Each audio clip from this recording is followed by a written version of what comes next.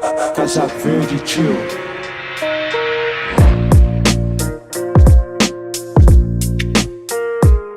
What's up and welcome back to another episode of Reinventing the Meal. Today we are making an English comfort food known as bangers and mash. Funny enough, this dish just reminds me of my time as a line cook when I worked at Universal in Diagon Alley, like Harry Potter world, because we'd serve all these like English dishes like sticky toffee pudding and like bangers and mash. So yeah, this dish just throws me back to sweating my fucking ass off as a line cook serving food to tourists and, you know, Florida natives that like to go to Universal. Your three main components of your bangers and mash are your gravy, your sausages, and your mashed potatoes. So with that being said, you are gonna need some pork sausage. This isn't the traditional sausage used in bangers and mash, but it is the best pork sausage I could find at my local market. By local market, I mean Publix. You will need 4 russet potatoes or Yukon Gold potatoes, garlic, milk, a stick of butter, beef stock, a whole yellow onion, flat leaf parsley for garnish, some all-purpose flour, and that's pretty much it. If I forget anything, I'll probably just edit it onto the screen here. We are gonna start off making our mashed potatoes. They are super simple. You're just gonna cut them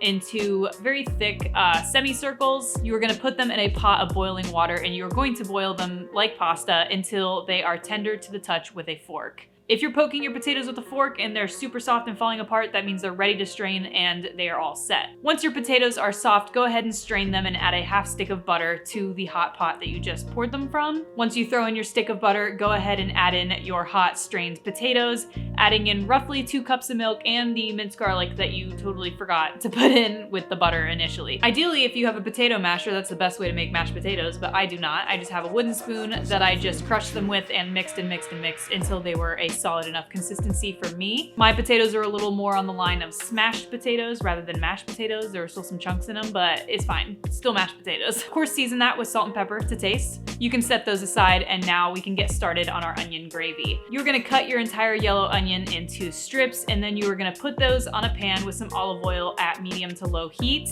And really, you're just gonna slowly cook these for about like 45 minutes until they're nice and soft and jammy from being cooked in their own sugars. Really, you could cook them even longer than this until they're super soft and super jammy, but we don't always have that kind of time and I'm really hungry, so. But nonetheless, once they are soft and a deep like golden brown color, you're gonna add in about 2 tablespoons of butter for richness and to combine with those onions, as well as adding in a few tablespoons of your all-purpose flour. You're gonna notice that this gets your onions and stuff all clumpy and weird, and that's fine, that's what we want. We want the flour to declump with the onions, and then when we go to add in our couple cups of beef stock, there will be no clumps or lumps of flour and it'll combine nicely. And that flour is what's gonna get us a thicker gravy. And next, you're just grilling up your sausages on a pan. I cooked mine until they began to split open. I think that's awesome when they split open like that. I would say it's best to probably cook these sausages for 10 to 15 minutes to make sure they are cooked through and ready to go. But you really will know once they really start to split open and get a nice kind of blistering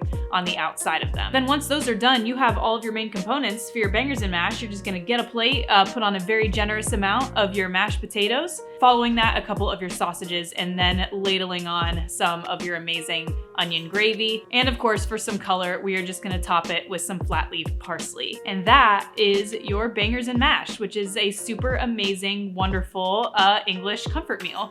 All right. I'm just gonna get a little of everything here. I'm gonna get some of the gravy, some of the sausage, some of the mashed potato.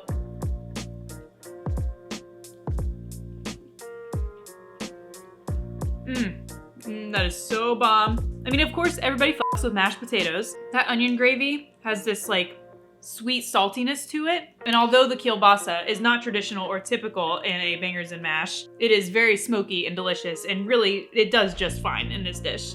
This is really awesome considering the rainy, nasty weather we've had outside today. You just want to stay inside and eat some bangers and mash. I'm very excited to finish the rest of that. That is delicious. Highly recommend making it. Really easy. Just take it in steps. Thank you so much for watching, and I will see you in the next one.